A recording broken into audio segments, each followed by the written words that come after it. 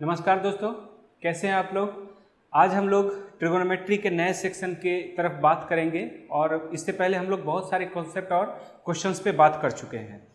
तो बिना समय बर्बाद किए हुए हम लोग क्वेश्चन पर तो आते ही हैं। आज हम लोग डिस्कस करेंगे एक स्पेशल कंडीशंस पे, क्योंकि इस स्पेशल कंडीशन से एसएससी में तो क्वेश्चन पूछता ही है, चाहे एसएससी का सीजीएल, सीपीओ, सीएचएसएल, एमटीएस या कोई भी एग्जामिनेशन हो। इसके साथ साथ रेलवे या जो आने वाले एनटीपीसी एग्जामिनेशंस हैं, इन सब के लिए यह काफ़ी महत्वपूर्ण है। तो आज की क्लास आप लोग बहुत ध्यान से देखेंगे और पढ़ेंगे और कोशिश करेंगे कि काफ़ी कुछ समझ में आए, और कोई भी अगर प्रॉब्लम हो तो कमेंट बॉक्स में ज़रूर बताएं। और जनरली हम लोग जो क्वेश्चन पर डिस्कस करेंगे, और वो क्वेश्चन हम लोग भटक जाते हैं कभी कभी कॉन्सेप्ट से, तो भटकना नहीं है। देखिए कैसे क्वेश्चन बनेगा, और इसमें अलजेब्रा जो है वो ट्रिगोनोमेट्री में यूज होगा, इसलिए अलजेब्रा जरूर आप देखें। और अलजेब्रा का वीडियो का डिस्क्रिप्शन भी है, तो आप नीचे जा कर के देख सकते हैं। अलजेब्रा भी काफ़ी यहाँ यूज होगा आपका। देखिए पहले अलजेब्रा के रूप में आज हम लोग जो शुरू कर रहे हैं वो है ट्रिगोनोमेट्री। ठीक है, ट्रिगोनोमेट्री में आज हम लोग क्या पढ़ सकते हैं, क्या पढ़ेंगे। एक रूल होता है अलजेब्रा में कि a plus 1/a is equal to, अगर 2 है therefore a to the power m plus 1/a to the power m is equal to 2। कितना भी पावर कर दो, आंसर 2 ही आएगा। सेम प्रोसेस से हमें पता है कि साइन थीटा बराबर होता है 1/कॉसेक थीटा। ठीक है, इसी तरह से कॉसेक थीटा बराबर होता है 1/साइन थीटा। तो अब हमारे पास यदि कंडीशन रहेगा इफ साइन थीटा प्लस 1/साइन थीटा इज इक्वल टू 2 है, या इसी क्वेश्चन को लिखा हुआ रहेगा कि यदि sine theta plus cosec theta is equal to 2, ऐसे लिखा हुआ रहेगा इफ कंडीशन के रूप में, देन आपसे पूछा जाएगा कि साइन का पावर 5 थीटा प्लस कॉसेक का पावर 5 थीटा का मान क्या है। डेफिनेटली इसका आंसर भी 2 ही होगा। इस अलजेब्रा का रूल फॉलो करेगा। बात समझ में आ रहा है कि अगर एक दूसरे का यह उल्टा हो, साइन और कॉसेक एक दूसरे का अगर उल्टा हो और दोनों का सम अगर 2 हो, तो इस पर पावर कुछ भी रख दीजिए, 5 पावर रख दीजिए, चाहे 100 पावर रख दीजिए, चाहे 1 पर 5 और 1 पर 7 रख दीजिए, अलग अलग पावर रख दीजिए, आंसर 2 ही आएगा। बात समझ में आ रही है। इस तरह से हम लोग क्वेश्चन को सॉल्व करेंगे। तो ये कॉन्सेप्ट क्लियर आ गया होगा, आप लोग को समझ में आ गया होगा। अब चलिए नेक्स्ट कॉन्सेप्ट पर हम लोग बात करते हैं। नेक्स्ट यही कॉन्सेप्ट है, लेकिन ट्रिगोनोमेट्रिक फंक्शंस में ये साइन और कॉसेक की बात था। अब यहाँ कॉस, तो cos theta plus sec theta बराबर 2। हमें पता है कि कॉस और सेक भी उल्टा होता है, पर दोनों का सम यहाँ 2 है, ये कंडीशन है। देयरफॉर कॉस का पावर 10 थीटा 10 है, कॉस का पावर 10 है और सेक का पावर भी 10 है, यानी 10 है, तो इसकी भी वैल्यू 2 ही आएगी। बात समझ में आ रही है। सिमिलरली अगर tan theta plus cot theta का मान अगर 2 है, cot theta plus tan theta या tan theta plus cot theta, दोनों का अगर प्लस के रूप में मान 2 है, तो आपसे पूछा जाएगा कि tan का पावर 100 प्लस थीटा और उसी तरह कॉट का पावर 100 प्लस थीटा, तभी भी इसका मान 2 होगा। ये एसएससी में ऑलरेडी इस कॉन्सेप्ट पर क्वेश्चन पूछा गया हुआ है, इसलिए ये कॉन्सेप्ट जानना जरूरी है। इससे क्वेश्चन पूछा ही जाता है जनरली। बात समझ में आ रही है। तो आज हम लोग इससे रिलेटेड क्वेश्चन देख सकते हैं। एकदम इजी क्वेश्चन होता है, देखते ही आंसर कर देना है। और ऐसे क्वेश्चन में 2 ही आंसर होता है, ना ज़्यादा कम ना इससे ज़्यादा होगा, बिल्कुल इतना ही होगा। अब हम लोग नए कॉन्सेप्ट पर बात करेंगे। नए कॉन्सेप्ट में हमारे पास क्या है, अब उसकी बात करेंगे। देखिए नया कॉन्सेप्ट क्या है हमारा, कि अगर ए के रूप में लिखा रहे, अगर यह a sign theta plus b cos theta हो, a sign theta plus b cos theta, या मान लीजिए कभी कभी लिखा रहेगा a cos theta minus b sine theta, ऐसे भी लिखा हुआ रह सकता है। अब इस क्वेश्चन में मैक्सिमम और मिनिमम वैल्यू की बात पूछेगा। ये बहुत इंपॉर्टेंट है और पूछता है। इसमें मैक्सिमम और मिनिमम, इसमें मिनिमम की बात पूछेगा, मिनिमम वैल्यू और मैक्सिमम वैल्यू। तो ऐसे क्वेश्चन में मैक्सिमम में प्लस में आंसर देना है और मिनिमम में माइनस में आंसर देना है, लेकिन वैल्यू दोनों का सेम ही होगा। जैसे इसका रूल हो जाएगा अंडर रूट ए स्क्वायर प्लस बी स्क्वायर, इसका भी होगा अंडर रूट ए स्क्वायर प्लस बी स्क्वायर। इस तरह से इसका मैक्सिमम और मिनिमम वैल्यू हम लोग निकालते हैं। अब जैसे इस फॉर्मूला को यूज करके हम लोग बनाते हैं क्वेश्चन। देखिए क्वेश्चन अगर आपसे ये पूछता है कि 2 cos theta plus 3 sin theta, कोई जरूरी नहीं है कॉस आगे पीछे भी हो सकता है, तो 2 cos theta plus 3 sin theta अगर आपसे पूछ रहा है कि मैक्सिमम वैल्यू क्या है, तो मैक्सिमम वैल्यू हो जाएगा अंडर रूट में 2 का स्क्वायर प्लस 3 का स्क्वायर, अंडर रूट में 2 का स्क्वायर प्लस 3 का स्क्वायर, इसकी वैल्यू हो जाएगी 4 प्लस 9 यानी 9 4 13 आंसर, रूट में 13 आंसर हो गया कंप्लीट। आ रहा समझ में? अगर मिनिमम वैल्यू की बात करता, अगर मिनिमम वैल्यू की बात करता तो माइनस रूट 13 हो जाता, हो गया आंसर। मैक्सिमम में प्लस और मिनिमम में माइनस। तो इस तरह से हम क्वेश्चन आसानी से बना सकते हैं। बहुत सारे क्वेश्चन आ सकता है इस पर, जरूर इस रूल को याद कर लें आप अच्छे से। ये कंडीशन है स्पेशल कंडीशन से रिलेटेड क्वेश्चन से, तो इससे क्वेश्चंस आ ही जाते हैं। और अगर आपके पास फॉर्मूला है, कॉन्सेप्ट क्लियर है, तो क्वेश्चन डेफिनेटली आप बना ही लेंगे। ठीक है, अब हम लोग नए कॉन्सेप्ट की तरफ बढ़ेंगे। नया कॉन्सेप्ट है कि A cot square theta plus B tan square theta, ऐसे रहेगा। A cot square theta plus B tan square theta, या हो सकता है कि tan वाला टर्म को पहले लिख दे और कॉट वाले टर्म को बाद में लिख दे, तब भी चलेगा। तो वैसे सिचुएशन में इसका मिनिमम वैल्यू पूछेगा, मैक्सिमम नहीं पूछेगा, इसका मिनिमम वैल्यू पूछेगा कि मिनिमम वैल्यू क्या है इसका। तो मिनिमम वैल्यू हमेशा हो जाएगा 2 गुने अंडर रूट ए बी, क्या होगा 2 multiply under root A B, यही इसकी मिनिमम वैल्यू होगी। जैसे फॉर एग्जांपल अगर क्वेश्चन ये पूछा जाता है, जैसे एसएससी में पूछा गया हुआ है कि 4 tan square theta plus 9 cot square theta, एकदम सिंपल 4 और 9 का वैल्यू लेते हैं। क्वेश्चन पूछता है कि मिनिमम वैल्यू क्या है, ठीक है, मिनिमम वैल्यू क्या है। 2 multiply under root A B, A का मतलब 4 और बी का मतलब 9, ये ए की जगह है, ये बी की जगह है। बात समझ में आ गई? ये आगे पीछे भी लिखा जा सकता है, मैंने बोल दिया। और कॉफिशिएंट ए की जगह बी बोल दे या बी की जगह ए बोल दे, क्या फर्क पड़ता है, वो तो कांस्टेंट ही है। तो इसकी वैल्यू हो जाएगी 2, 4 का स्क्वायर रूट हो जाएगा 2, 9 का स्क्वायर रूट हो जाएगा 3, देयरफॉर इसका आंसर हो जाएगा 12।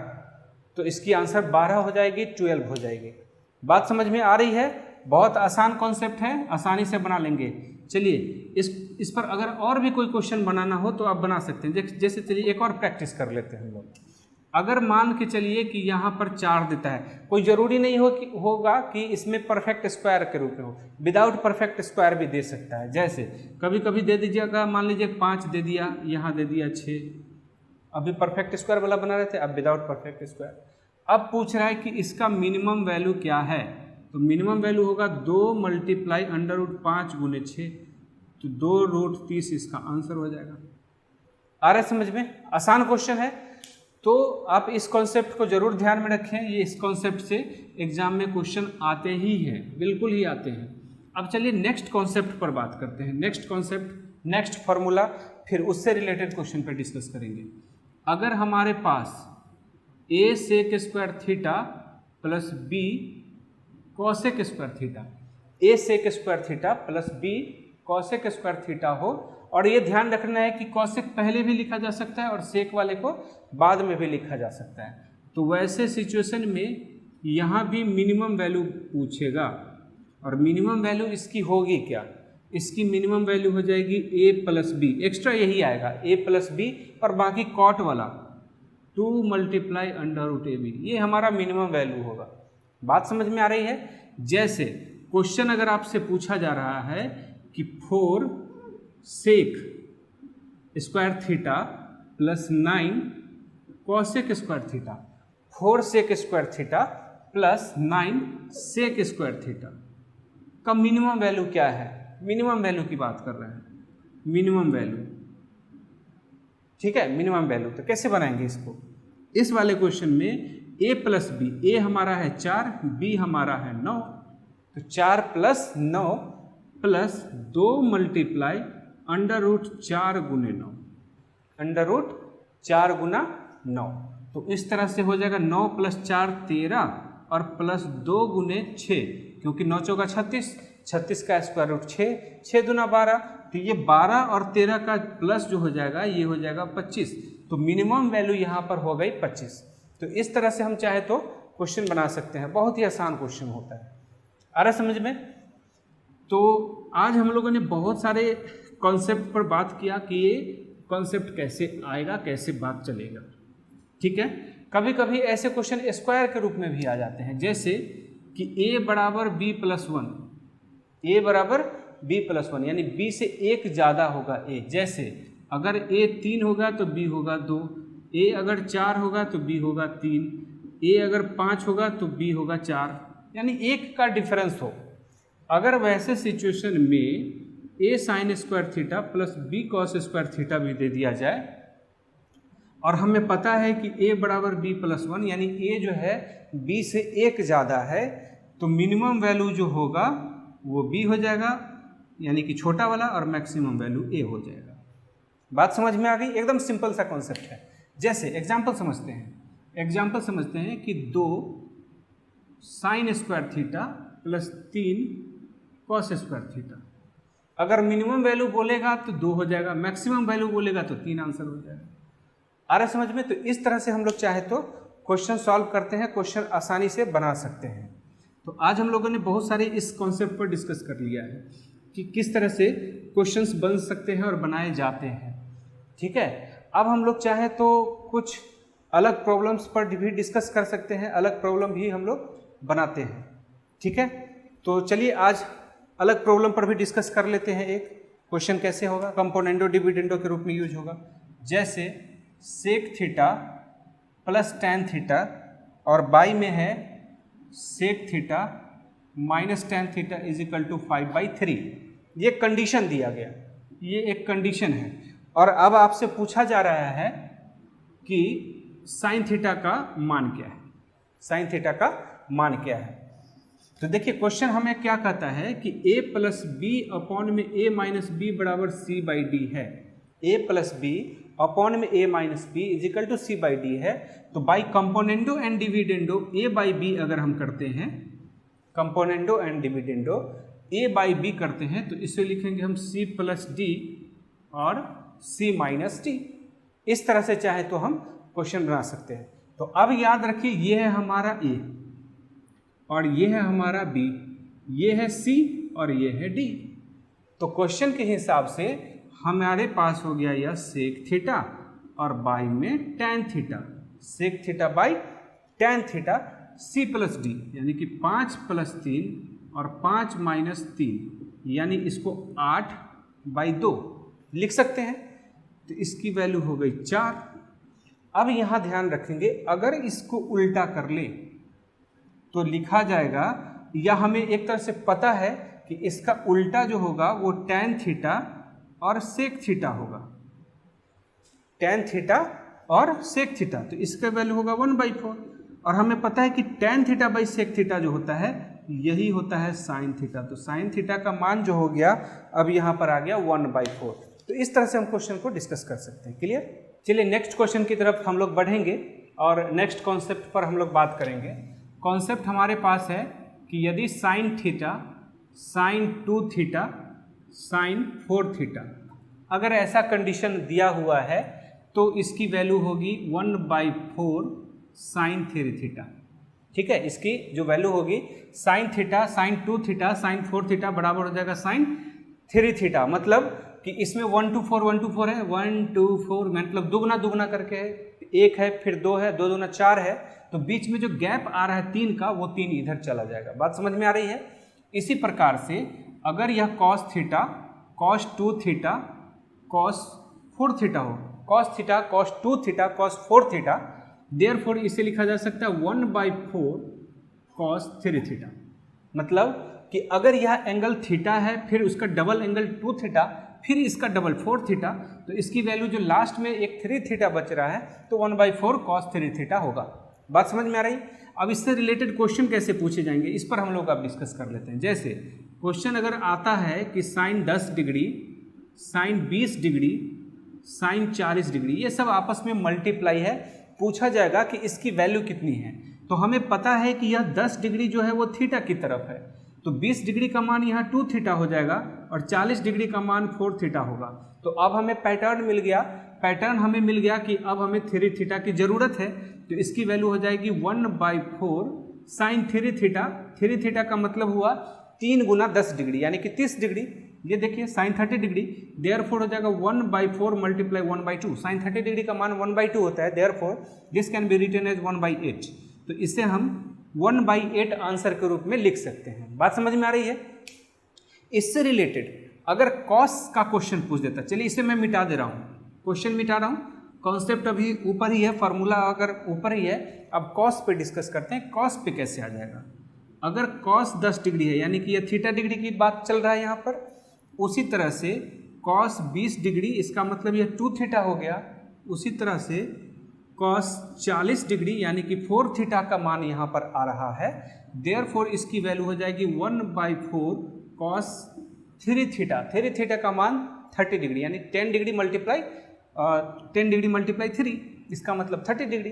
तो कॉस 30 होता है √3/2, कॉस 30 का मान होता है √3/2, देयरफॉर 1/4 मल्टीप्लाई √3/2, ये लिखा जाएगा √3/8। तो √3/8 इसका आंसर हो जाएगा। तो आप समझ चुके हैं कि इस फॉर्मूला से रिलेटेड क्वेश्चन दिया जा सकता है और किस तरह से हमें ये क्वेश्चंस बनाने हैं और बना सकते हैं। जैसे अब देखिए इसी से रिलेटेड और कॉन्सेप्ट पर बात कर सकते हैं कि कॉन्सेप्ट हमारा क्या क्वेश्चन पूछ सकता है। चलिए इसको यहाँ पर मैं लिख देता हूँ, cos थीटा cos 2 थीटा, ये मिट गया था।